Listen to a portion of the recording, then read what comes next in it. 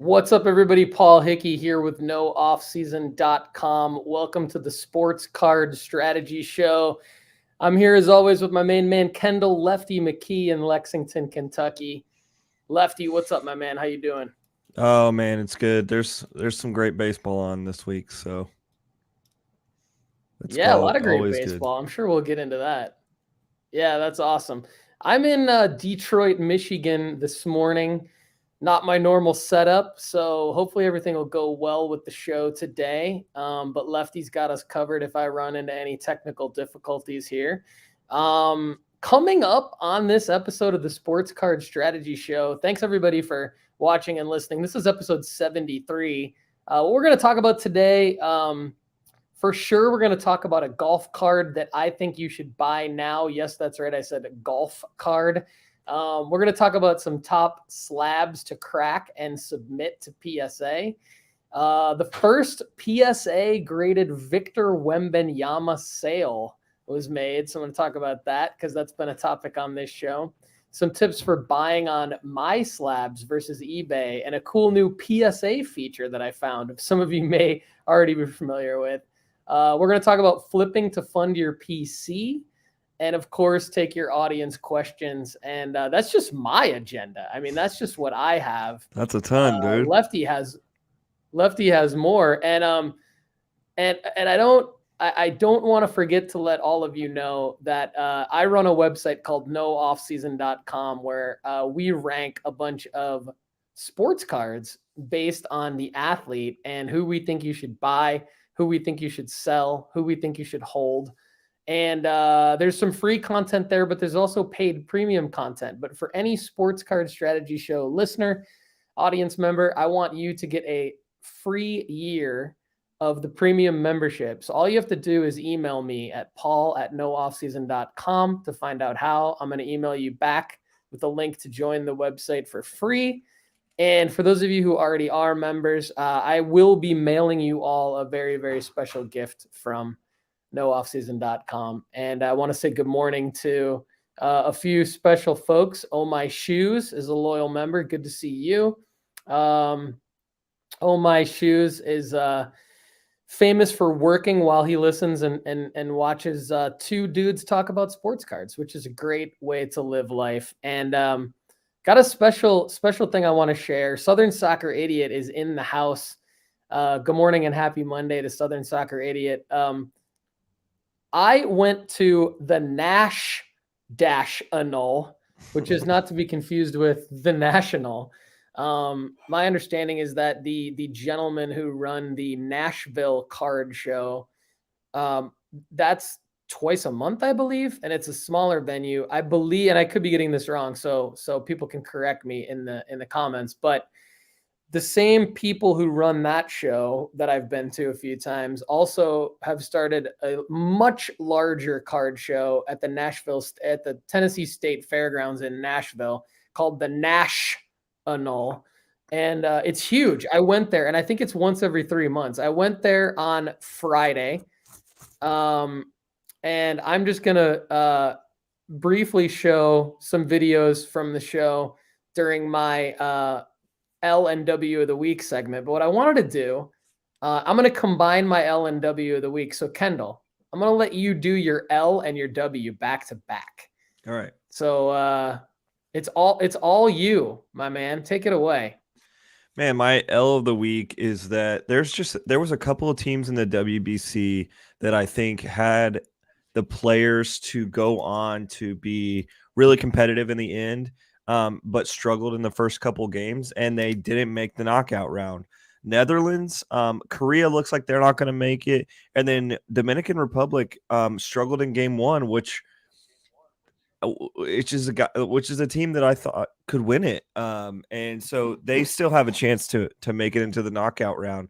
But my L of the week is that there's some great players on those teams that had the chance to juice their card value by making it on the national stage. I think Xander Bogaerts made a really big move this offseason to the San Diego Padres, and he had a chance to be on this Netherlands team and to really stand up for himself. Jurickson Profar has not found a team yet, and so he had a chance to up his value and things like that. And the Netherlands just didn't make it. I really expected Korea to be better as well. Kim as well deserved to be on in the knockout stage, and they just got beat around early and just we're in a tough group. And Dominican Republic honestly is on their heels, and they have some incredible players on their team. So they were actually my pick to win the whole thing, and they lost their first game. Now it's not done for them by any means, but just makes me nervous when they lose game one to a Venezuela team that is uncomfortably good. I'll say that. My L of the week though is, from a card perspective, is Luis Roberts. Like, this guy used to be a guy that people thought could be the top five, like one of the top 5 baseball players in the league, Chicago White Sox player. He's just swinging at everything. He hasn't really developed like people thought he would. He's currently not the guy that the White Sox invested in to be their cornerstone guy. He's getting injured a lot. And so, honestly, my L of the week is all those people that invested in Luis Robert around, like Lou Bob. When people invested in him in 2020, 2021, people thought he was going to be Juan Soto, that level of player, and he just wasn't, and he isn't. And so, luckily for me, I did not invest in Lou Bob in 2020 because he was too expensive for me, which is crazy. I invested in J-Rod instead. Like, J-Rod was cheaper at the time.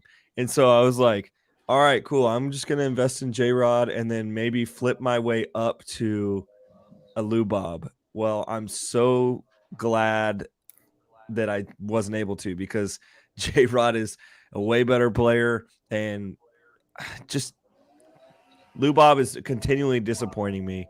And so I am throwing up the red flag on all of Lou Bob right now. I would say sell for what you can. I don't think he's ever going to be what we expected him to be when we bought into him. So I'm saying get out, guys.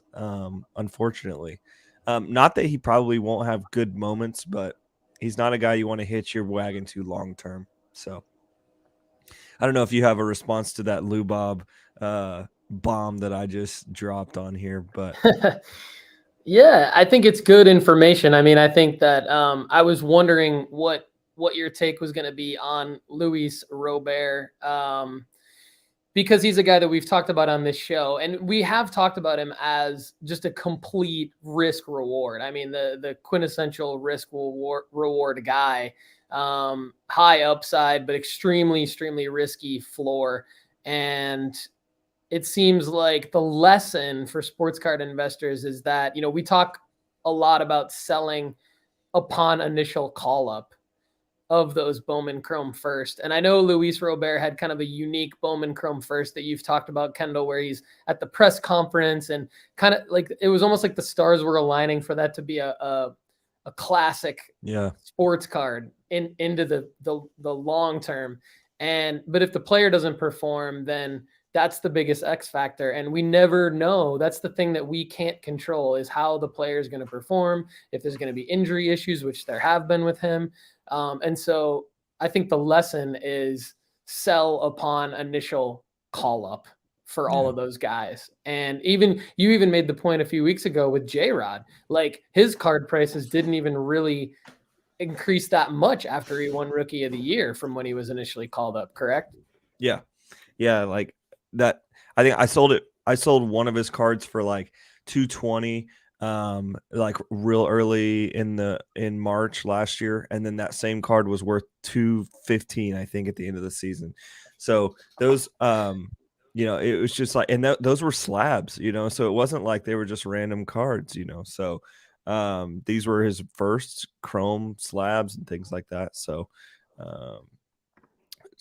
anyway, my win of the week is the same. The WBC has been incredible. Like, it's just been fun to watch baseball. They've been really late at night or early in the morning, which has been unfortunate, but I've caught enough of the games to be really excited about it. Some guys that have upped their stock tremendously, I think, you see guys like Vinny P from the Royals, like playing on this Italy team that just squeaked in by honestly a technicality to the knockout round in a big group with the Netherlands and Panama also getting like they Cuba and Italy squeaked in front of Netherlands, Panama, and Chinese Taipei, which all three of those teams are arguably better, and every team in that pool went 2-2, and so they got in on technicalities about run differentials and all that kind of stuff. Anyway, Italy's in. They're into the knockout round. There's a lot of this going on when they're on base. It's kind of crazy, but Sal Frelick is on that team, who we've talked about a lot. Vinny Pasquantino is on there. I think that's how you say his name. But there's another guy that has kind of come out of nowhere for this Mexico team, and we saw it on full display last night as they gave USA a heck of a loss. But Meneses, the first baseman for the Nationals, doesn't even have Bowman cards. He has a rookie card in Topps Chrome. And so my win of the week is him, because if you were able to bust open some Topps like Series 1 and got his mojo, get that thing on eBay right now, because he is tearing it up for the WBC Mexico team, and honestly has a pretty good chance of being a late bloomer. He's 30, which is unfortunate. That's why I'm going to say don't hold on to it, because he's on a Nationals team that's bad, and he's 30 years old, and he's just now getting his kind of big league experience. But I don't know how this guy didn't get a call up earlier. He mashed at every level. Anyway, he's incredible to watch. So. That's awesome. We can't go into this show without saying a win of the week being Selection Sunday last week or yesterday, and college basketball coming in to this tournament. Honestly, it doesn't really do a whole lot for our cards, but it does a whole lot for the sports community.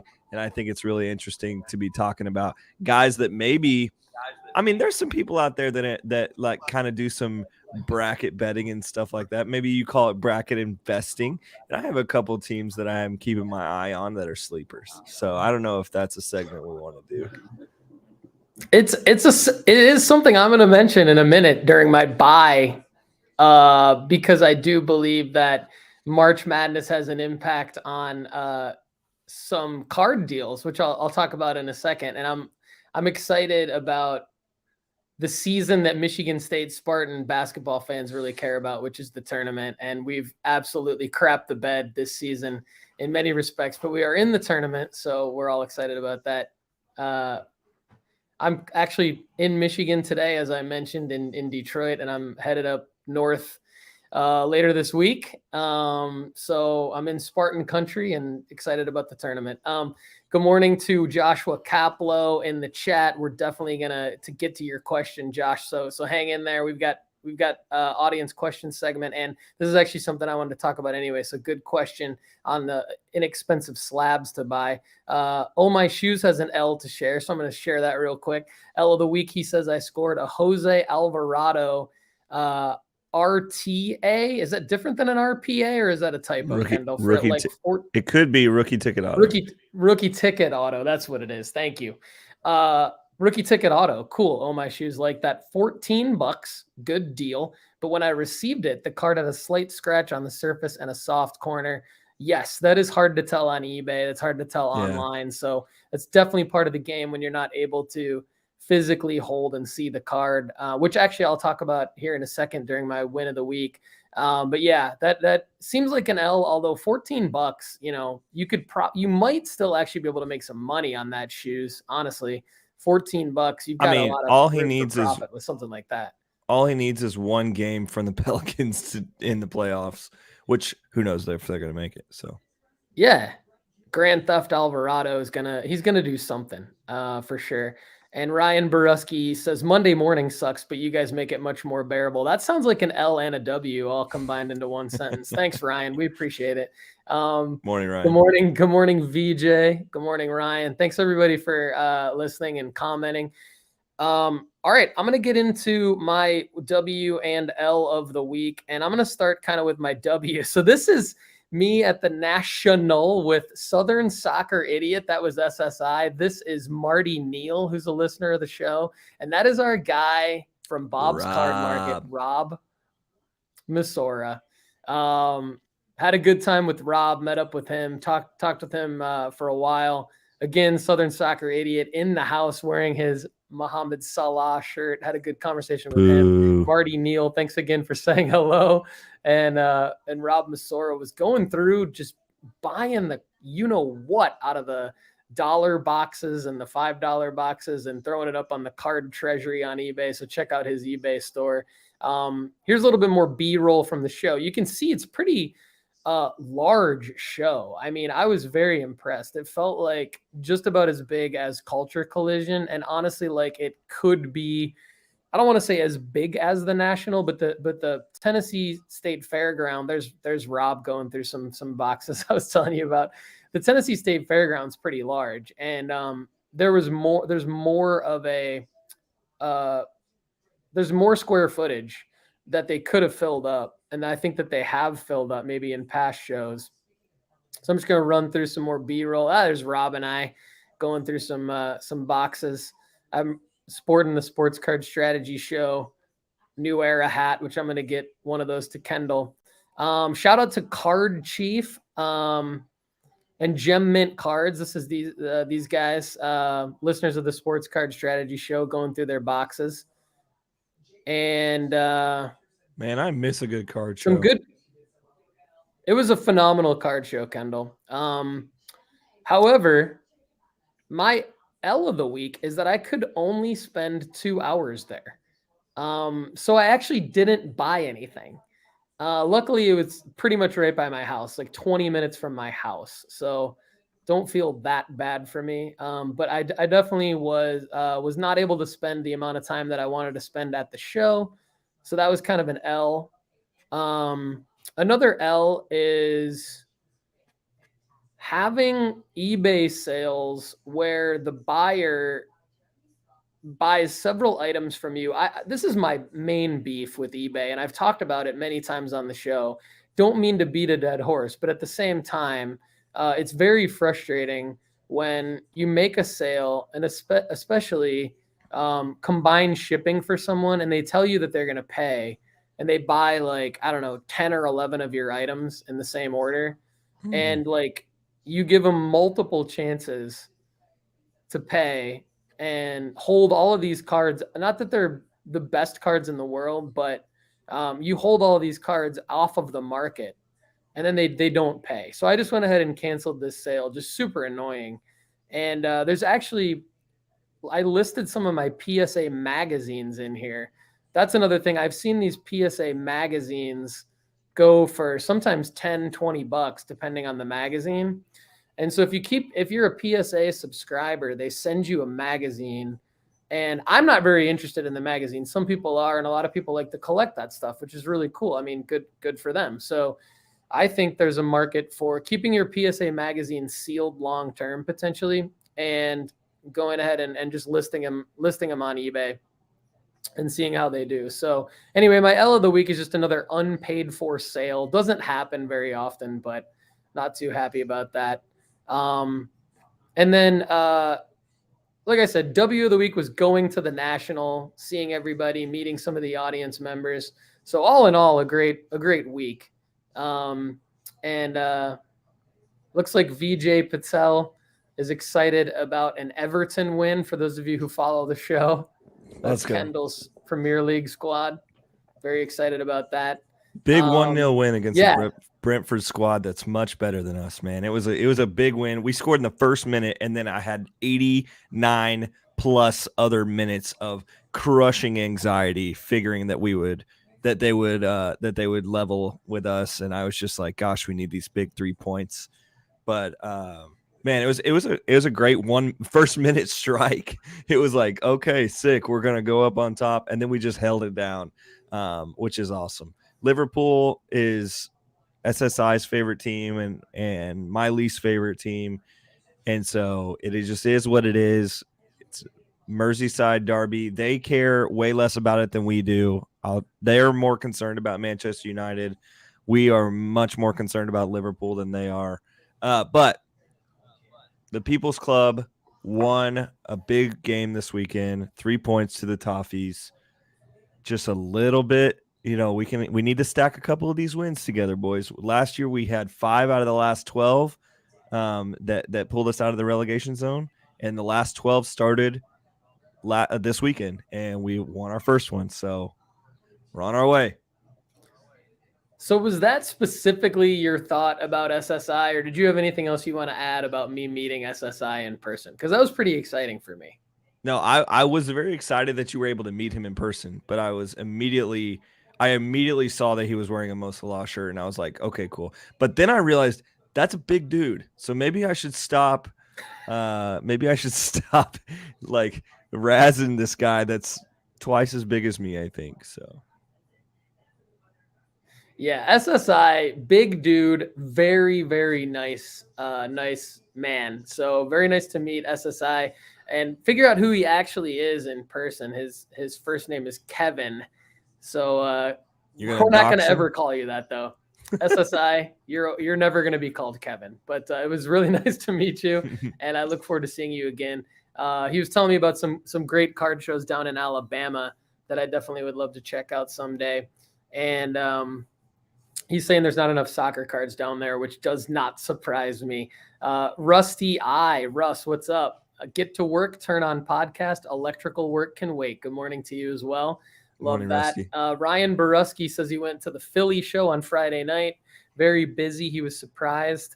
Love those guys with the portable chairs who plop down at the dollar boxes for hours on end. Wow, is that a Philly thing, or does that happen elsewhere? No, that's everywhere, I've never seen dude. that before. That's everywhere. Wow. They bring like portable little chairs. little camp chairs. Usually, where I've seen it is like in the vintage boxes where guys are trying to complete old sets and things like that. And there's just like a guy that's like 85 years old, just camp chairing it, just like, all right, let's go through them. Here's Tom DiCaprio. Good to see you on the live show. What up, Thanks Tom? for commenting. Glad to see that you're commenting and listening live. Love it. All right, I'm going to get into my PSA tool that I was talking about in the opening of the show. And this is kind of a win of the week for me because I got 2 PSA grade emails back to back last week. And so one of them was this, I've talked about these crossover grading submissions. The only time I ever do a crossover grading submission is when I buy a Beckett authenticated auto and then I send it in the slab because I want PSA to see that it's been authenticated by Beckett. And then I get the PSA card grade and the auto grade. And one of them I was excited about is this Anthony Edwards inscribed Ant-Man in a silver pen on his 2020 Prism rookie card. And it came back a mint 9 card, auto grade 9 card. And the PSA tool I was telling you guys about, you may know about this already, is you can click on cert image now on your, I know Kendall does not like to do this. Many of you, I'm actually interested to see if you guys in the audience, when you get your PSA grades email back, do you open it and look at the grades, or do you wait until the cards get to your house to see what the grades are? I always just open it immediately. Can't wait to see what my grades are. But the cool thing is you can see the card now. And actually, I would recommend, the reason I like this is because I would recommend using these photos. Like, go ahead and save these photos for your future eBay listing of these cards, because it's going to be, way better of a photo than you would ever take. No offense. But this is, it's going to be, probably the best photo that you can get of this card. And it just saves you work. It saves you time for having to get the slab out, photograph it, etc. So wanted to share my Ant-Man inscribed auto. Wanted to share the other one here, which is the LaMelo Ball version of the same card. Came back an 8 with a 9 auto grade. And then another submission that I got back is a 12 card submission from December. The Ant-Man and LaMelo submission was mid-January, I think. But Kendall, the point I wanted to make about this submission is all of these cards, this is the first submission I have made in my life. And so the last 3 years, I've made quite a few PSA submissions. This is the first PSA submission I had ever made where each one of these cards I had held in my hand and judged how I thought they would grade and bought them specifically to grade them at PSA. Every other PSA submission, because I was in Spain, I either had someone else submit it for me and had never really seen the card, or I had them shipped to my PWCC vault from eBay and then had PWCC submit them for me. So I had never seen the card. So my CES Christian Encarnacion Strand refractor auto, Bowman Chrome First refractor auto, got a 9, which unfortunately I thought was going to get a 10, but not the end of the world with a 9. 4 Gavis that I bought at the London Card Show, each got a 10. And I notably threw about 5 or 6 more of them back in the box and did not buy the ones that I didn't think would get a 10. So I'm very happy with my own personal gem rate on the Gavis. So 4 Gav, and that's not a huge card, but I only bought it for like maybe $3 each. And they're selling for over $55 in a PSA 10, the 2021 Topps Chrome UEFA Champions League, just base Gavi. PSA 10 sells for about $55 to $60.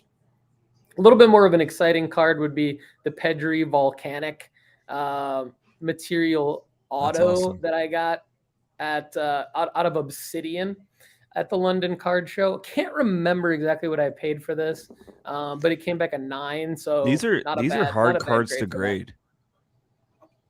These like RPAs like this from Obsidian are hard cards. They're thick, and as we know, PSA grades thick cards like a lot harder. But we also there's added extra edges in the element of the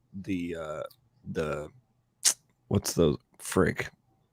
The piece of clothing, the relic in the middle, that. There's added edges there that also are going to get graded, and so. Oh, that's a good point. Yeah, I didn't even think about that. That's a great point. So Kendall's talking about these edges here on the interior. Yeah. Yeah. I think some of the things that are hardest, like when I see a 9 or a 10 come back from an RPA or a die cut, I'm like, wow, that's a risky card to grade. It's a lot more to look at. And so that's a big win, I think. So I'm sure the pop count on that card is ridiculously low, I bet. Yeah, I mean, hopefully Pedri's a guy who I think he's injured. I think hopefully he comes back from injury and kind of, plays to the level that we all think he can play at and stays healthy. This card's actually numbered out of 149 too. So it's a nice little card. I think I'll keep it for a while and see when a good time to sell it might be. Kendall, you might have some advice for me on that. If you do, let me know. Yeah. This one is this notably, if you guys remember Frankie Goodman, who is on the show with Kendall and I a few months back, Frankie is doing a lot in cards. He not only is one of the top dealers in the London area, but he has that grading company, Digital Card Grading UK. And so he knew I was going to do this. And part of it is because I wanted to validate how good his grading is. So I bought a Pedri from him, Merlin Chrome 2020 refractor. And it was his only card that he had ever graded 100 out of 100 on his grading scale. Sure enough, it came back a PSA 10. So good work out of Frankie Goodman there. Sorry that I had to crack his slab to do this, but another one that I bought from Frankie, this was a 94 on his grading scale. And if you go back to one of the earlier Sports Card Strategy Show episodes from November, if you find an episode from early November, it's going to have Frankie Goodman in it with Kendall and I. And I think I held up these cards in this episode so you can see. This one came back, this Cade Cunningham, a PSA 10. I got a high gem rate with this submission. This is why I'm really excited to share it. This Tyrese Halliburton I got for a few bucks at Dave's card shop outside of Atlanta. It came back a 10. And same with this Tyrese Maxey. So the Tyrese Maxey, red, white, green, cracked ice rookie out of Select, came back a 10. A CeeDee Lamb Hollow. This was a HGA 95 that I bought at the London Card Show for maybe around $15 and cracked it, and it came back a PSA 10 that sells for quite a bit more than $15. And then Max got a Najee. My son Max bought this Najee Harris from Frankie. We cracked this one as well. It came back a 9. This is numbered out of 75. So it's not like a huge card, Najee Harris, Dynagon rookie, but it is numbered out of 75. So Max wanted to pick it up, and it came back a 9. So Frankie, 2 out of 3, man. 2 out of 3, because I think the Najee Harris was maybe a 91. And I think his grading scale is supposed to be around, if you're in the 90s, you're supposed to get a PSA 10. But hey, 91. I mean, Frankie was the first to admit, like, it could be a 9. Like, it's going to be on the verge if it's a 90. So Cade Cunningham, 94 got a 10. Pedri 100 got a 10. Najee Harris, I think, was a 91 that came back a 9. So not bad. All right, cool. So I didn't see any of the comments while I was sharing my screen because I don't have my normal dual monitor setup. So we'll go through those real quick. Derek Kunzman, what is up? Yeah, first show, live listen. Thank you so much. We really appreciate the positive feedback. He says, love the podcast. Good looking headshot, Derek. Yeah, Derek, well done out of you. Absolutely. We'd love to see more out of you, Derek. Let us know if you have any questions. Ryan Borusky likes it. Yeah, Oh My Shoes sent me a great, so I don't have this for the show today, but Oh My Shoes sent me a picture of a sweet Jokic. Why can't I say his name? Nikola Jokic. Really, really sweet colored prism rookie card, which is a good investment for him. And SSI says he always waits to see the grades in person. I know Kendall does the same. Maybe we should focus on our similarities rather than our differences. Oh, that's a good motto, Kendall. The Pedri dish. That's kind of a funny nickname for. Yeah. Glad you like the submission results, Derek. Thanks so much. Absolutely. I hope it's not annoying, but I like to shout out everybody, Tom. So everyone is special here on the Sports Card Strategy Show. You're going to get a shout out. All right. So Kendall, I'm going to jump right into my buy and sell, and then get back to you for your buy and sell. All right. Right. So we'll keep it moving here. My buys, I'm taking Chad Guell's advice. Now, Chad's in the waiting room here. We see you, Chad. We're excited for your segment coming up, Flip to Fund Your PC. So stay tuned for that. I'm taking Chad Guell's advice because he's so right on the money with his SGC 9.5, SGC 10, CSG 10. I'm even throwing in the HGA 9.5 because I did that with the CD Lamb Hollow that I showed you a minute ago. I'm even throwing that in the mix. So what I'm buying, normally I look at Market Movers by Sports Card Investor, and I say, hey, here's something from Market Movers that I think you should buy. Use the promo code no offseason to get your first month for only $1. But today I'm going to take it in a little bit of a different direction, and I'm going to say, look at what I've done digging into Chad's advice from the past couple of shows. And one thing is, I have noticed that, let me get to my eBay purchases here. So I have noticed that I think Dak Prescott, Jalen Hurts, and Joe Burrow are in a pocket of buying now. And this goes back also to Kendall mentioning the NCAA tournament. And here's why. I think the NCAA tournament is significant for sports cards in this way specifically.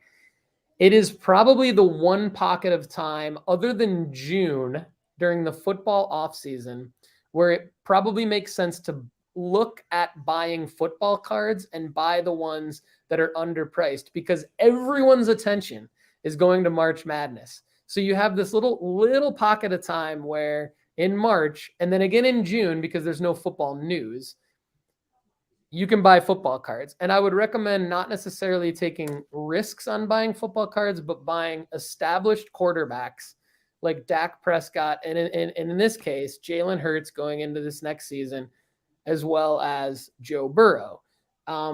So for example, there is a significant price difference in Dak Prescott's SGC 9.5 and his PSA 10. And what I'm looking at if I can safely make anywhere from $20 to $50 on one of these plays that Chad's talking about, then I'm going to look at doing that, especially if buying the card is only going to be between $30 and $50. So I was able to, and it's what I realize is that it's not always easy to do what we tell you to do on the show, because a lot of times on this show, we'll say, well, this card sold for this much and this other card sold for this much. So what you should do is you should buy this other card. What I realize is that it doesn't always mean that there's that card available at that price, right? So for example, Dak Prescott's SGC 9.5, it's easy for me to say, buy it for $35 because it last sold for $35 and then sell it for $76 in a PSA 10. Well, it's not always available for the $35, but I was able to get a couple of Dak Prescott SGC 9.5s that I think are well centered, and that's the key. I think these are well centered. One for including shipping and tax, $38.47 all in. Another one for $48.78 all in. The key here is that I do have to factor in a $19 grading fee to PSA. There is going to be shipping related to that order, but I'm not going to include that shipping because I would have shipped that order in anyway, is kind of how I'm thinking about that. So what I'm doing here with these is these cards are I'm actually going to be $70 and $60 into these cards. And I realize that they're only selling for, in PSA 10 for $76 right now. So it is a bit of a risk, but I'm factoring in what Chad said on the last episode, which is by the time August rolls around, the PSA 10 of this should be up, I think, around $100 or so. So this was one play along those lines. Now, another play along those lines, which I think might be better, is Jalen Hurts. So Jalen Hurts, 2020 Prism PSA 10 sells for around $120. Chad mentioned on the last show that his CSG 10 to PSA 10 success rate is about 100%. So I was able to get a CSG 10 Jalen Hurts 2020 Prism on my slabs for $100.99. Now the good news with my slabs is that's the price. So there's no like extra shipping fee on my slabs. Essentially what happens is the seller has to sort of factor that into their price. So I was able to get a CSG 10 and then a SGC 9.5 for $50.50 of the Jalen Hurts 2020 Prism. So I'm going to do a little Chad Guell experiment with these Dak and these Jalen Hurts cards. And then lastly on my purchases is I was able to get two more. So these are HGA 9.5s, which sometimes you can get for even less.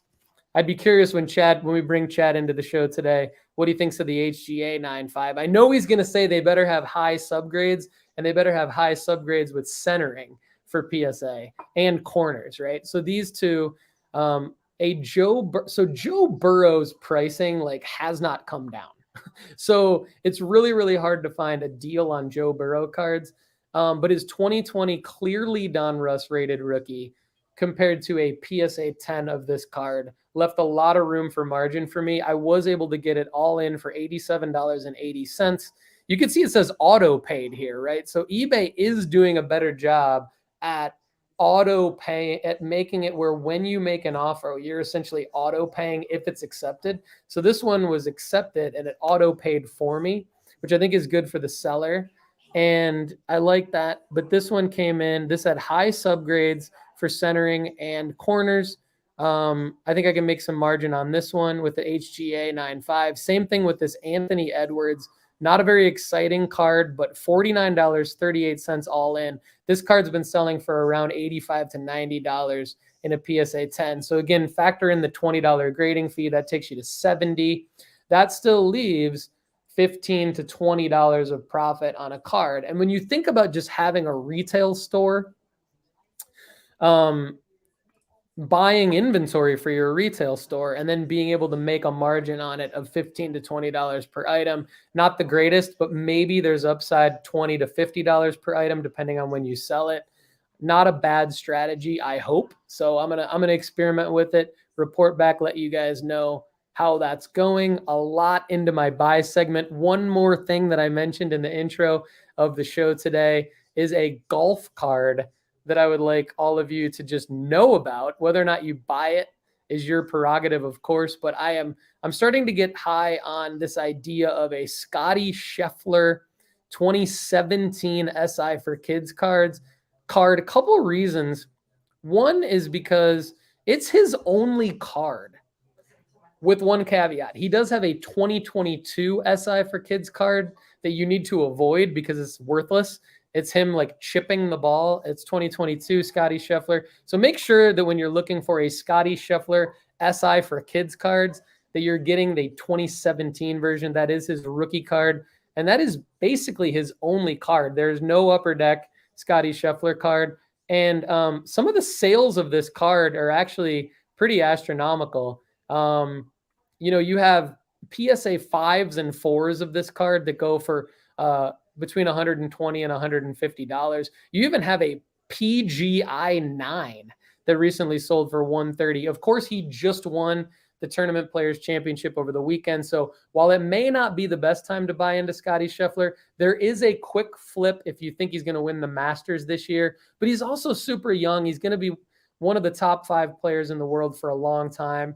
And so I do think that until Upper Deck releases like a really nice Scotty Scheffler rookie auto, maybe out of a series like Game Used or something like that, I do think there's a play to go out and get some Scotty Scheffler SI for Kids, like either uncut sheets like this one here.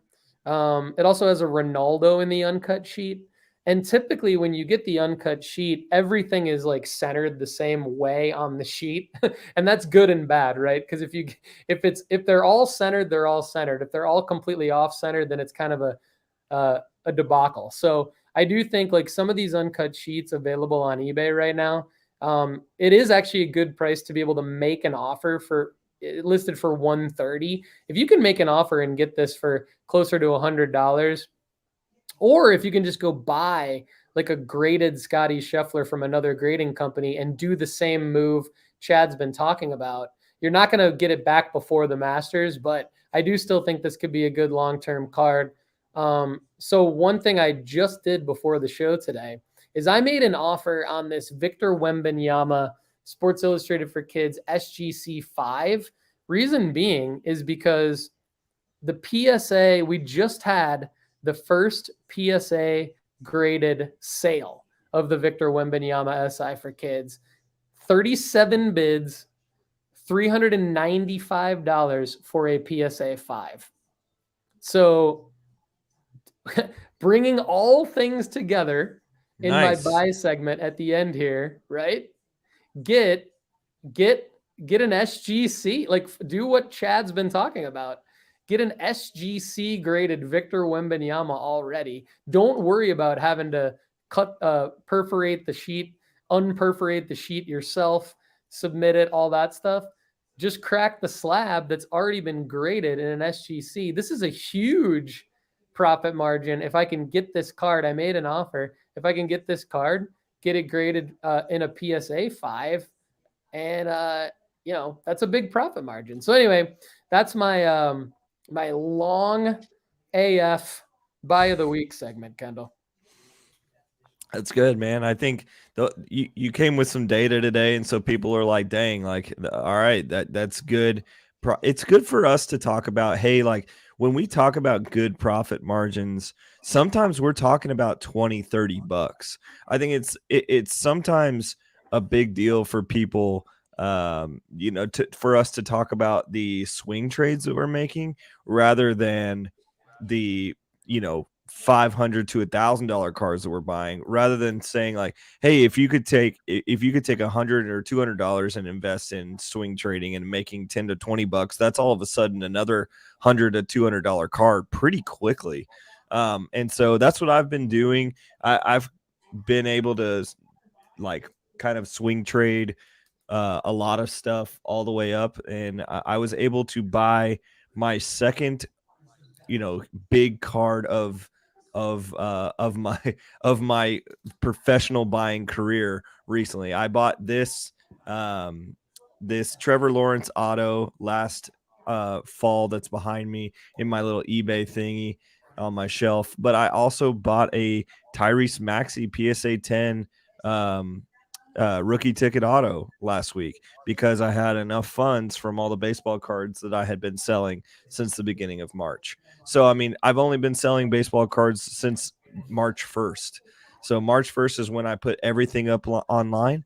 And I do this every year. I literally put almost every baseball card I have online because I'm like, hey, this is my one time a year. I'm going to make as many sales as I can, get my little nest egg big enough to where even last year, I made like 8 purchases at the National.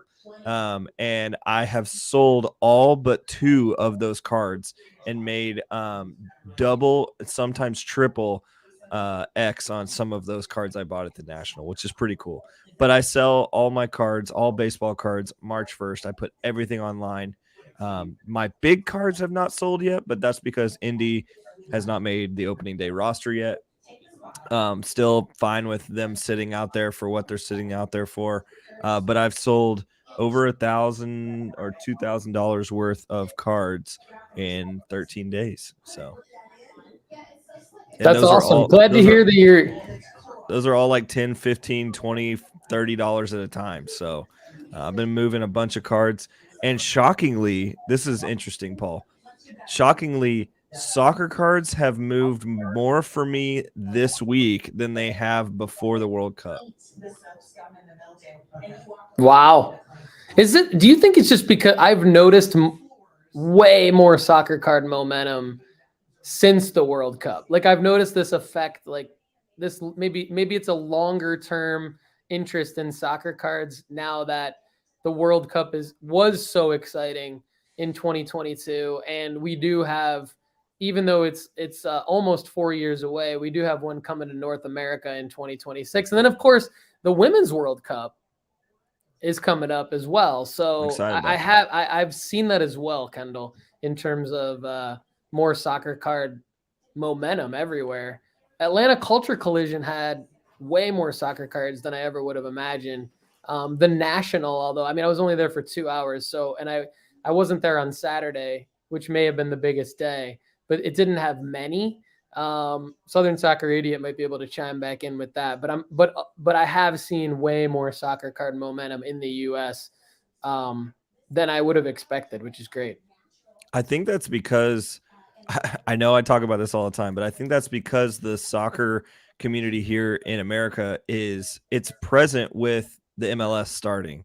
Like it's like Americans are like, oh yeah, soccer is a thing, and so I know that's like kind of ridiculous, but it's just a current like cultural reminder that, oh yeah, there's other stuff going on that I can watch on Thursday, Friday, and Saturday. Plus some of the big competitions are coming to a head at least. So, like you've got Europa League, Champions League, FA Cup, you've got those seasons coming down to the wire in Europe. Like now is the season where it's like, we're 2 months out from the end of the season. So Haaland looks like he's going to probably win the Golden Boot. Like it's not really even a ridiculous argument. And Manchester City is going to do their thing. Maybe Arsenal's going to do their thing, so it's like, it's all up there. And I think some of the results are obtainable for people to see from such a long season. Plus, it's the dark side of our buying and selling windows. The more people get into this hobby, the more people are expecting to sell in a sale window rather than buy in a sale window. And so if you can move a big card in a sale window, that's awesome. But I don't think you're going to move the bulk of your cards in a sale window, which I think is interesting for me to look forward, is to say, that's even a harsh take because of how many cards I've moved this week, but I've also listed more cards than I usually do this week. So what I'm saying is the dark side of a buying window is a selling window is everyone is trying to sell and no one is trying to buy. Everyone's trying to recoup money. And so I think the more we look into this, maybe a sneaky play is a double reverse is that we actually sell during people's buying window, which I don't know how sneaky we can get with that, but I don't know. We'll see. I'm just thinking about it. Maybe I'm thinking too much about it. Well, no, I think it's a good point. The way that I would unpack that is to say that Rob Masora and Andy Kaysen, off the top of my head, are two people that I know 100% of the way that they sell is by always listing buy it now or best offer, and then lowering the price as needed. And I think that that's a version of what you're talking about, where it's like have it listed at all times.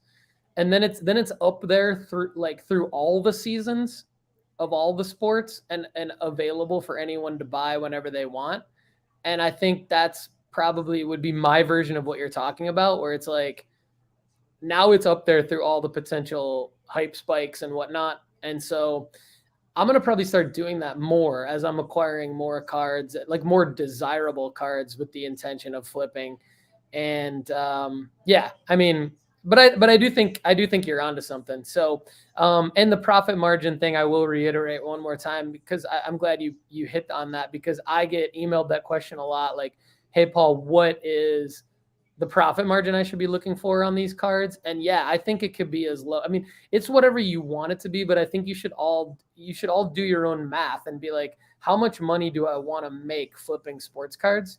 And then how many cards would I need to sell? And if I only have or am willing to acquire X amount of cards, then you should do the math, and that should tell you what your profit margin, what your projected profit margin should be for card, and then you should make your purchases according to that. And so for me, like the math that I'm doing, I'm okay with a $20 sort of minimum profit margin per card. Now, it's kind of like sports betting where I don't want to have that buy-in be huge for a $20 payout, because that requires a super high risk tolerance. So I don't want to do like 2-to-1 odds on something and pay like $1,000 to win $50. That doesn't make any sense. But I will pay $40 to win $20. And so that's kind of what I'm looking at with those profit margins. Hopefully that makes sense. But I think this is probably, we will get to everyone's question in the comments. And for those of you that are listening on Apple or Spotify, email me at paul@nooffseason.com or tweet at us at Lefty McKee or at nooffseasoncard, and we'll get to your question on the show for sure. Or leave a comment below on the YouTube video. But now's a good time to bring in Chad Guell, who is our audience member turned analyst here at nooffseason.com. And Chad talks about how to flip to fund your PC. So Chad, you've been listening into the show in the waiting room this entire time. You probably have a lot to say. How you doing today, man? I'm doing great, thanks. Yeah, it's hard sitting there listening and not chiming in. But like Lefty was saying, the soccer cards, I noticed about 30 days ago, the soccer stuff I have listed is really taken off hard. I've updated some of the profiles on some soccer cards, added a few that weren't on there. But the MLS thing is an interesting take. But I went back and I started looking, because a year ago, when we were buying soccer cards for a friend of mine, we did a lot of buying in March through May, and then we were greatly disappointed waiting for the huge takeoff from World Cup that never happened, and we took some pretty significant losses on it. So then I started looking back.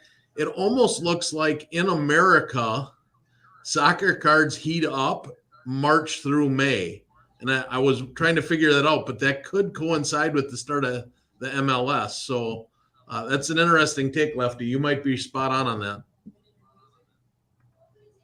Appreciate it. Southern Soccer Idiot is saying kind of the same. You know, he's validating what you guys are saying, and a lot of support for Nashville SC. And he says he thinks that what he saw in Nashville was a great sign for the future of the soccer side of the hobby.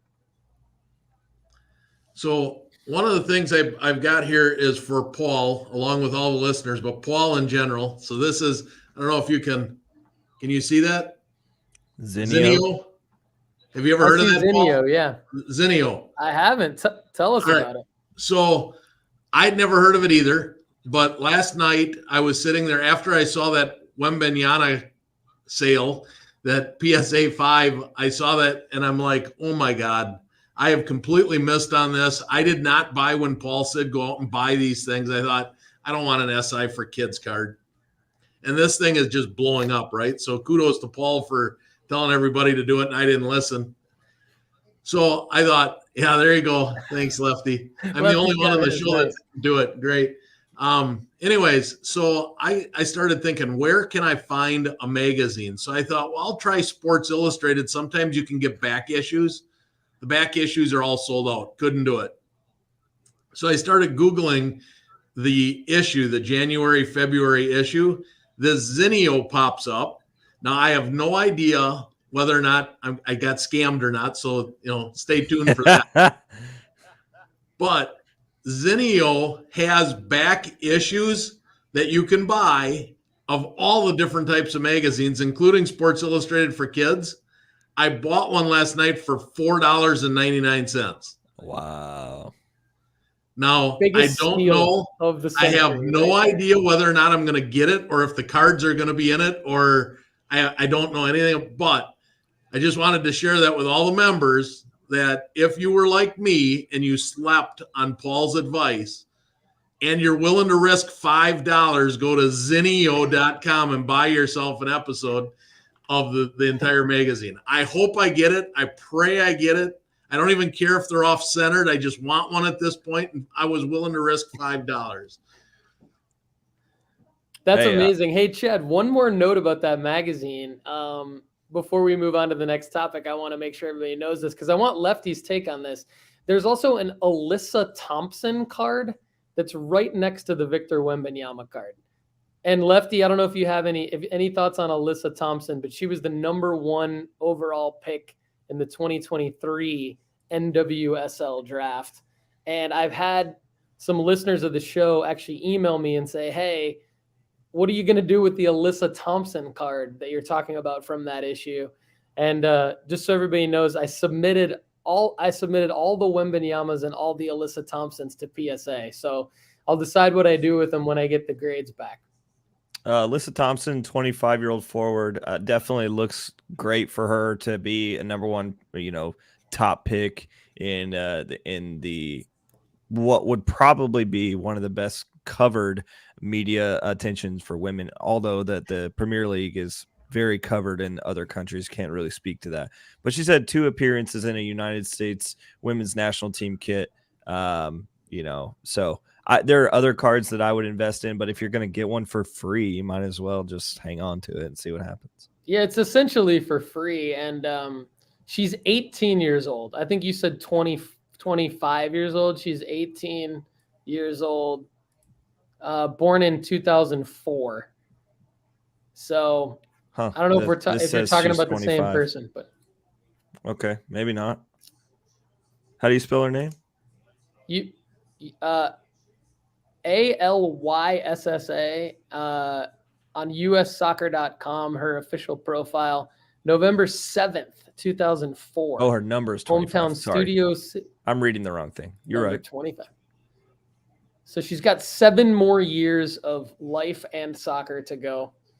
I don't know. Alyssa, but anyway, I know you're listening to our show, and I apologize for making you an old lady. So hey, Caden Clark's father listens to our show, so you never know who from Alyssa Thompson's family is listening to our show, Kendall.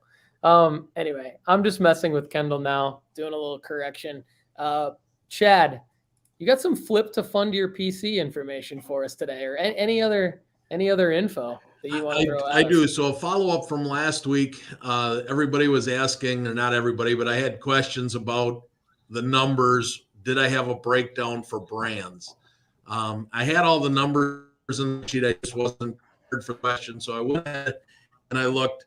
The brand does not seem to be, from my sample size, the brand does not seem to matter at all. However, the type of card does. Whether it's a thicker stock card or a chrome refractor type card or a paper card, that does seem to matter.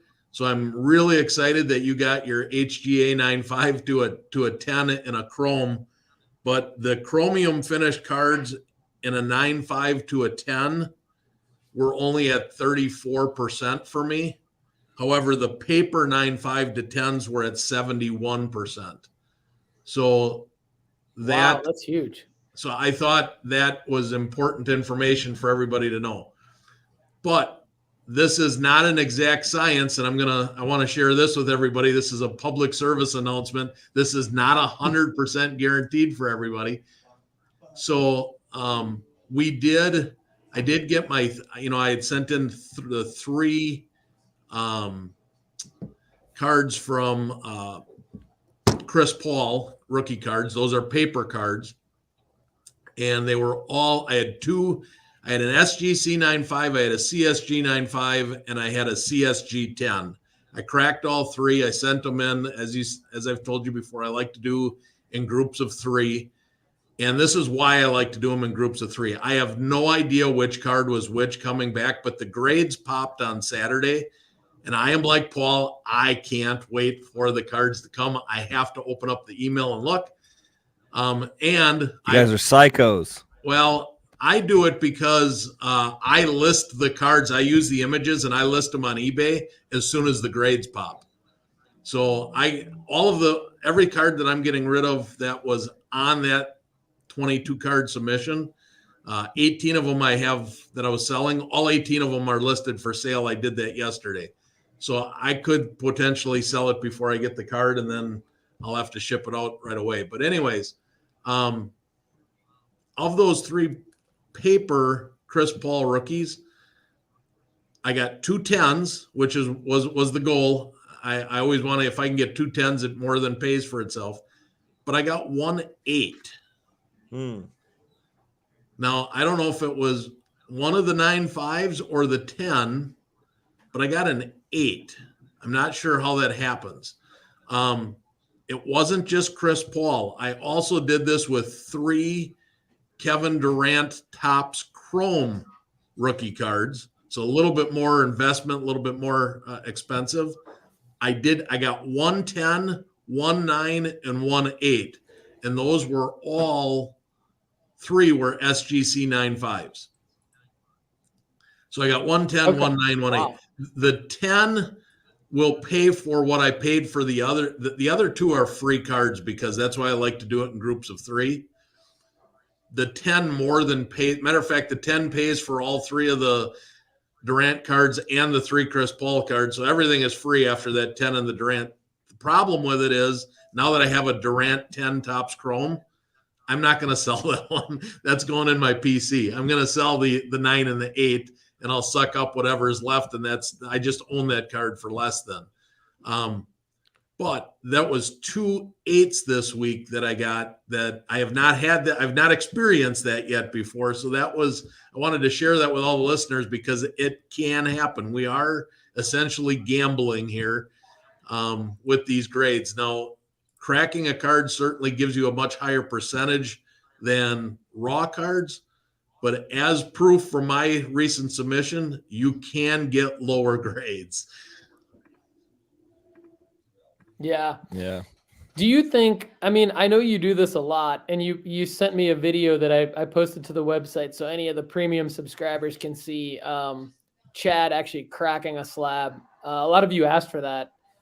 Do you think there's a possibility that the Durant cards that got the lower grade were damaged by the act of cracking the slab and submitting it again? Or what I know you do factor that in at some level. Do you think it was just a different grade altogether, or do you think it had something to do with the handling of the card?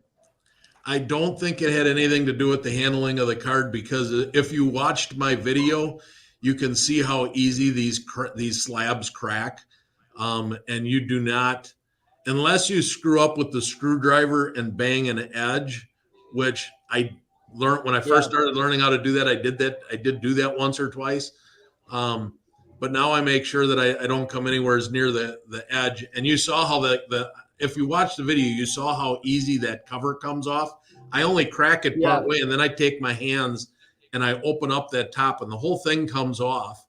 And so unless the card slides out and falls and hits the ground or something of that, which did not happen, I'm not sure why I would have gotten an 8. Could have got a grader on a bad day. Could have maybe something got missed by the other grader. I have noticed that sometimes print lines. Some graders hate print lines and some don't, so I've had that. But what I'm going to do, just for full disclosure, what I'm going to do with that Durant 8, because that significantly sells for less than the SGC 9.5, I am now going to, when I get that back, I'm going to crack it out of the PSA 8, and I'm sending it back to SGC and hoping for a 9.5 again. Hey, maybe you'll get a 10. You don't know. I mean, you just don't know. You never know. Maybe you'll get a 5. Not, who knows? The only reason I'm doing that is because I watched the Jeff Wilson video episode where he did that with some high end cards, and he was able to recrack and send back and get the grades that he had prior, all except one card, which came back a half a grade lower. But so I'm using, you got to watch. And see, you got to use all the tools in your toolbox sometimes to make money here. Yeah, that's phenomenal. I love it. I mean, I think that's all a great play, and definitely continue to keep us updated on when you sell those Chris Paul cards and the other Durants. And of course, we're all going to be excited to hear how the Durant PSA 8 comes back from SGC. I love it. So, Kendall, do you have any questions for Chad, or Chad, do you have anything else for us before we get into audience questions? I do have a small question. I'm looking on Zinio, and I believe these are digital copies. Digital. I did too. Yeah. So I think you got a digital copy of a Wembanyama card. Well, I did not catch that. So it was a $4.99 chance I was willing to take the other night at 11 o'clock at night. So you got Green. Hey, Green got hopefully Greeny hasn't purchased it yet. I'm gonna send it. I'm gonna send everybody a little something if they bought the $5 edition off of Zinio. Hopefully you guys didn't buy too many of them. But hey, Chad, we don't fault you for that. I was actually looking at all of the possibilities of getting that magazine as well for a while, and I did come across several that were digital. In fact, one of the listeners emailed me and said that he had gone to several of his local libraries and requested that the local apparently libraries can ask other libraries to send the magazines to one location and pick them up once they're out of circulation. So this particular audience member was able to get several copies from his library. I called my local library and they only referenced me to the digital edition. So I'm familiar with that. But all right, let's take some audience questions. So first I don't actually want to read.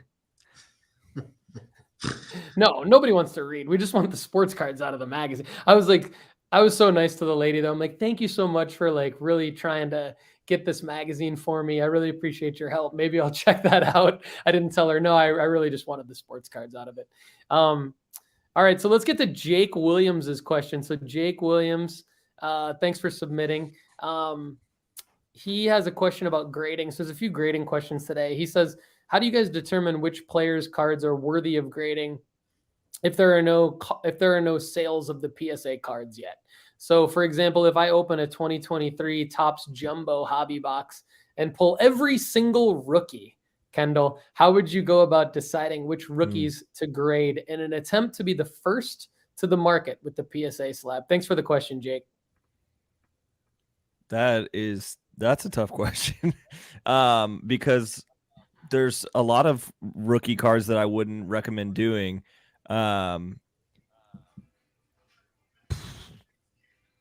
I'm actually not even a fan of Topps rookie cards for the most part. I mean, like I created one as an outlier today with Meneses because he doesn't have a Bowman Chrome Auto from what I've seen.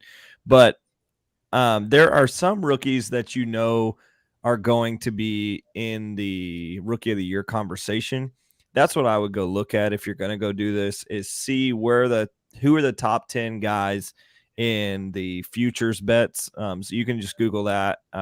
If you look at futures bets for Rookie of the Year for each side, I go look for like maybe the top 5, top 10 guys, grade the ones that you see that are there, and then leave out the pitchers and like take the top 5 hitters, see if they have eligible cards in the tops RC logos and things like that, and get those submitted if that's a play you're trying to make.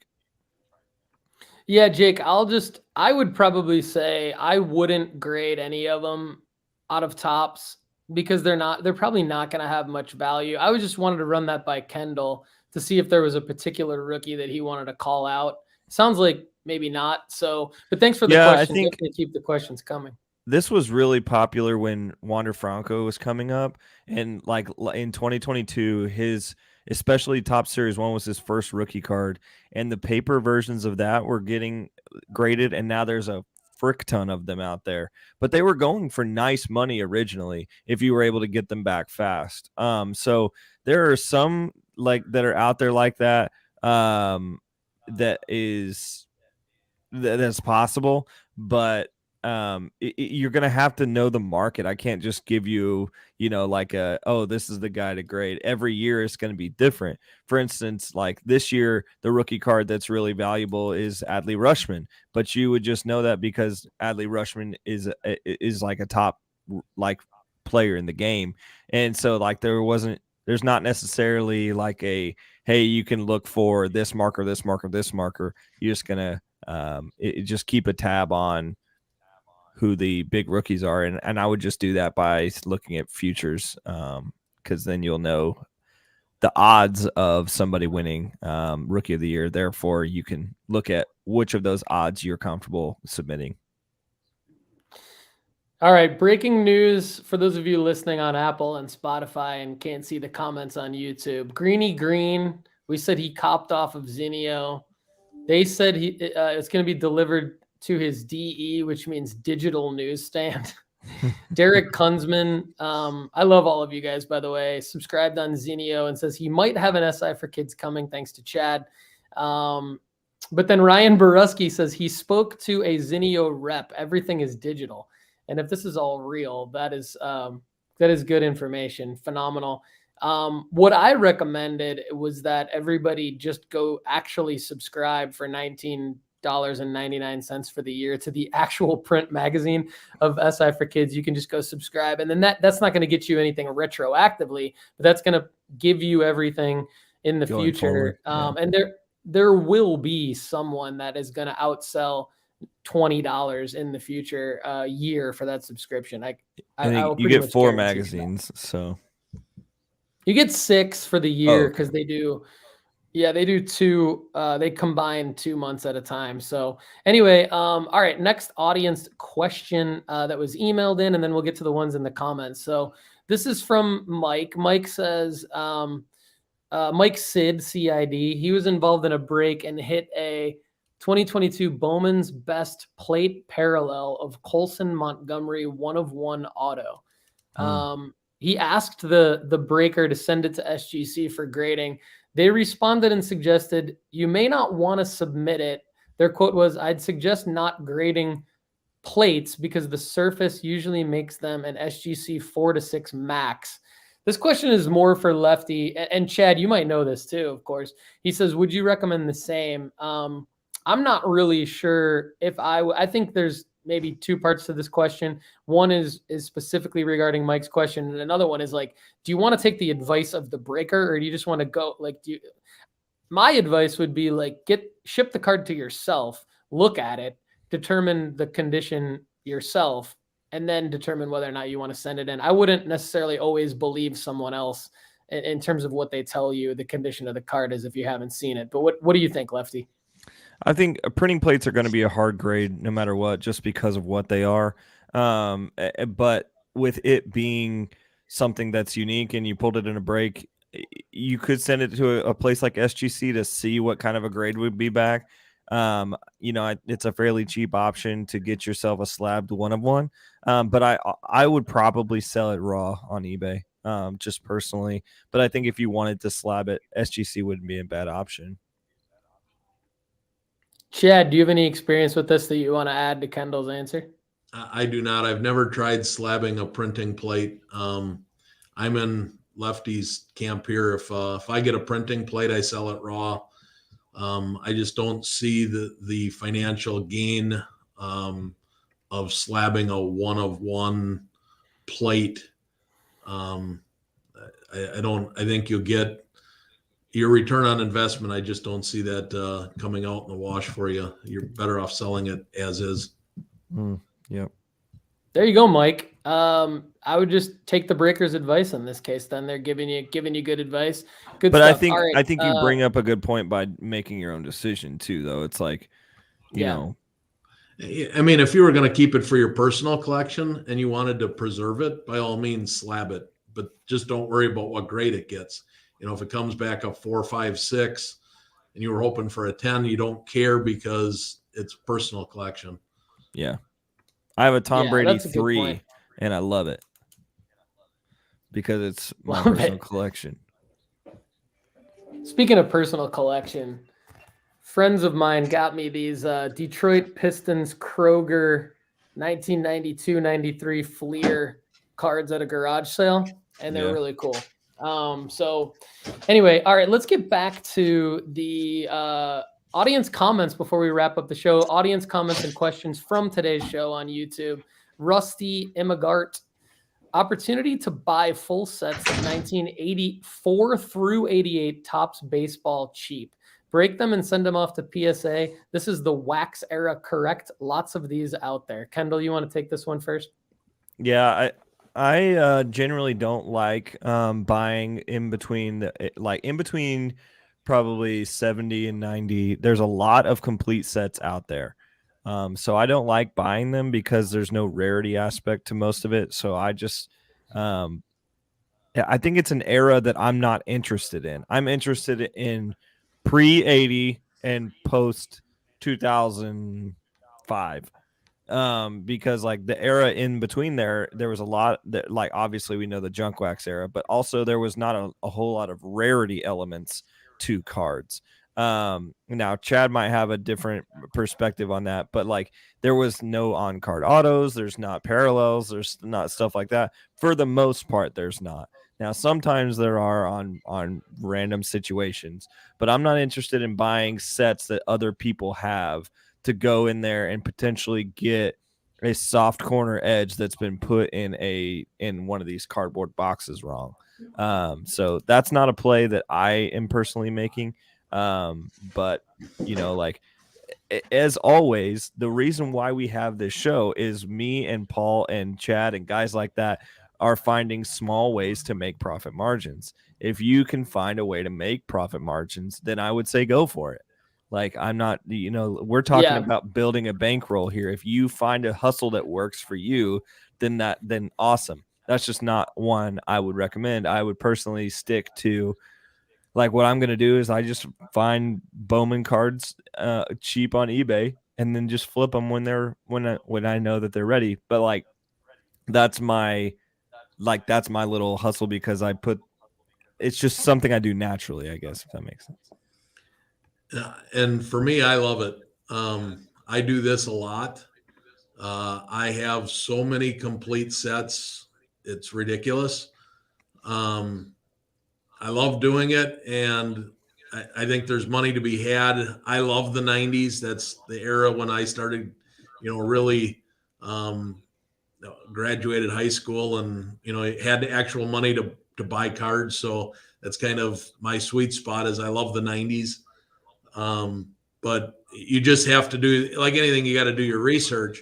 You have to know what cards you can crack out, submit, and turn a profit on. And the play I love doing is I like buying sealed complete sets because the hand collated ones, like Lefty, you just don't know what you're going to get for corners and edges and things like that. So I like doing it with the sealed sets because there's a lot of those. I did this couple of years ago with the 84 Don Russ set, with the chasing the Mattingly. I wanted a PSA 10 Mattingly in the worst way, and I didn't want to spend that kind of money. So I found you could buy the complete sealed sets cheaper than you could buy a Mattingly 10.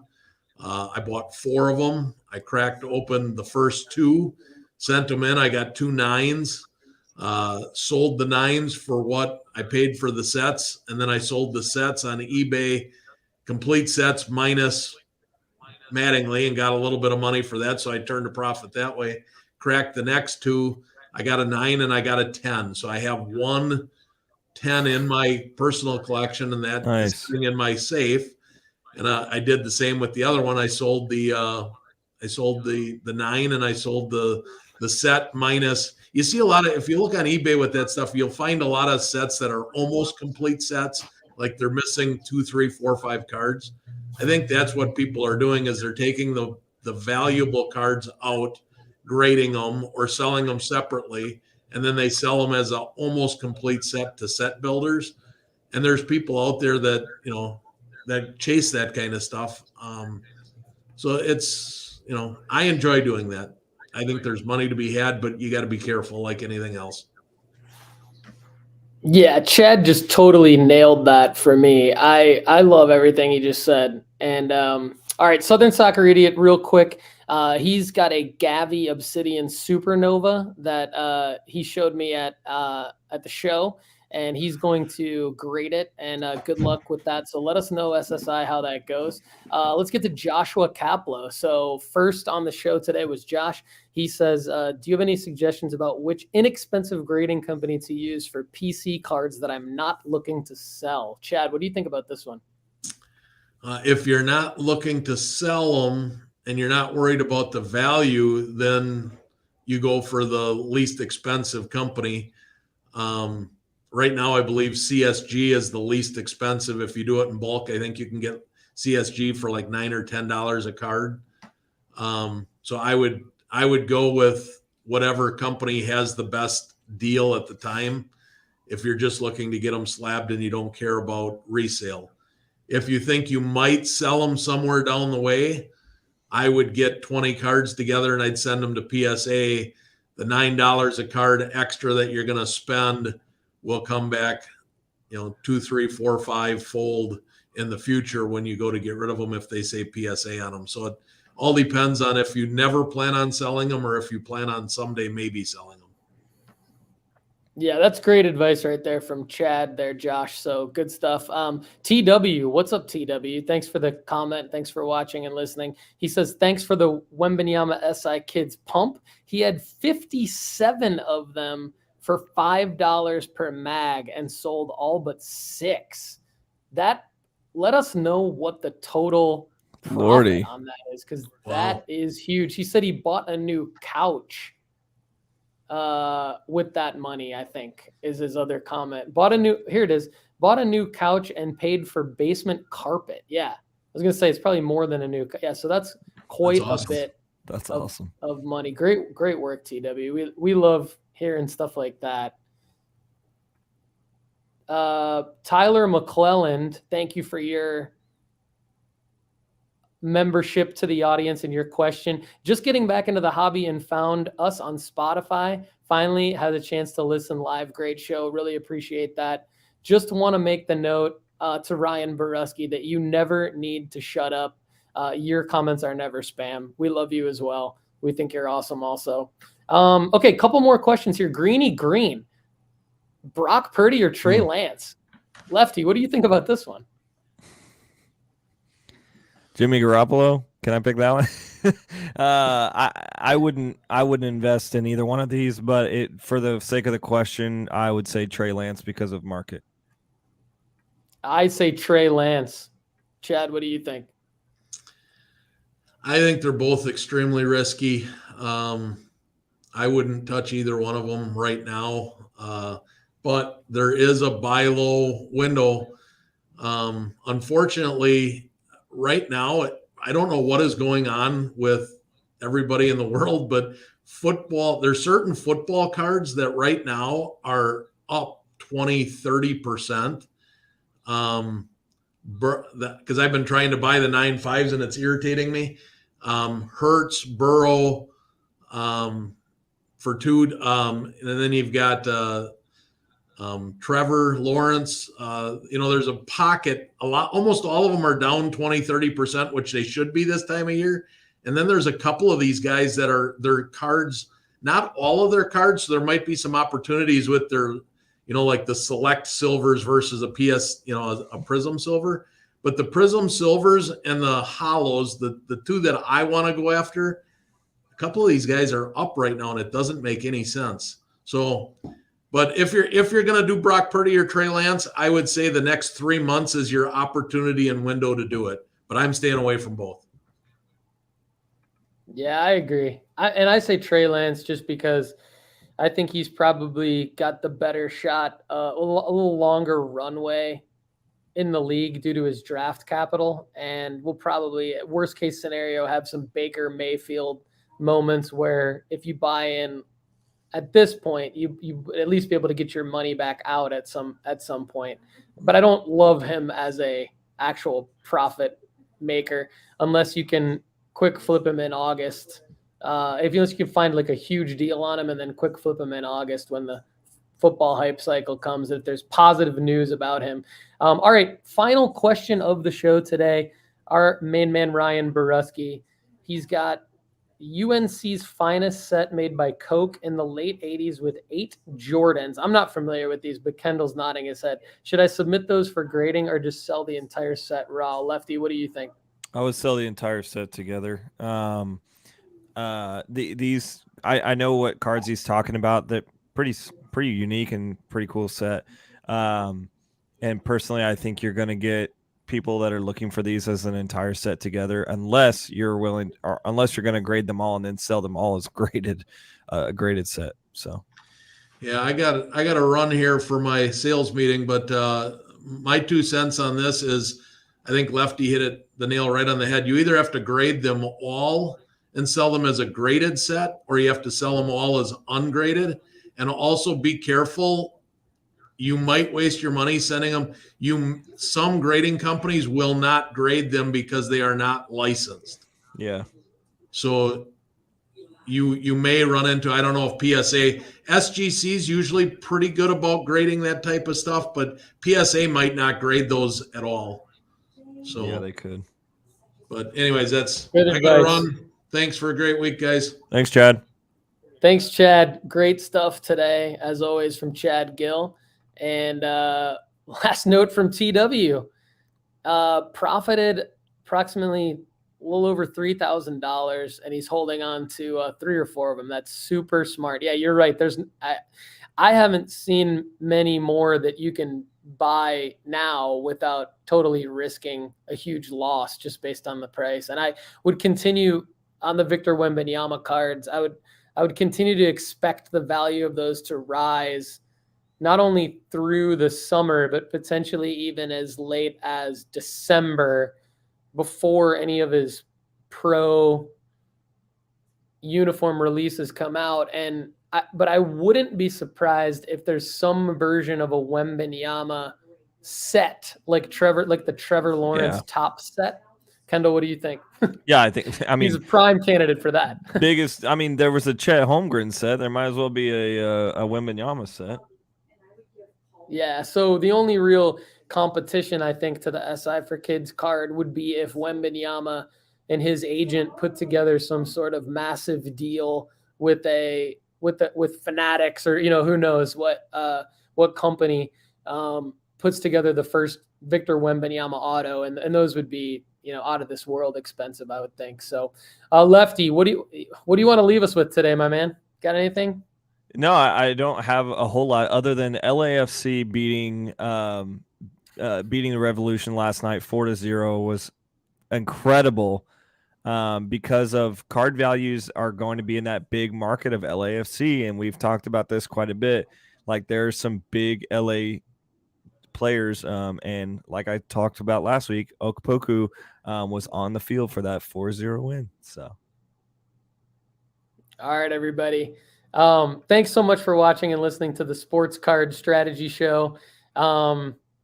Yes, I will again owe my shoes. Wondering about the free year of nooffseason.com premium. I will resend you the email, but everybody out there, email me at paul@nooffseason.com for that. Thanks so much for watching and listening to the Sports Card Strategy Show. Lefty, I think there was one more thing you normally say. Play the rock music, baby.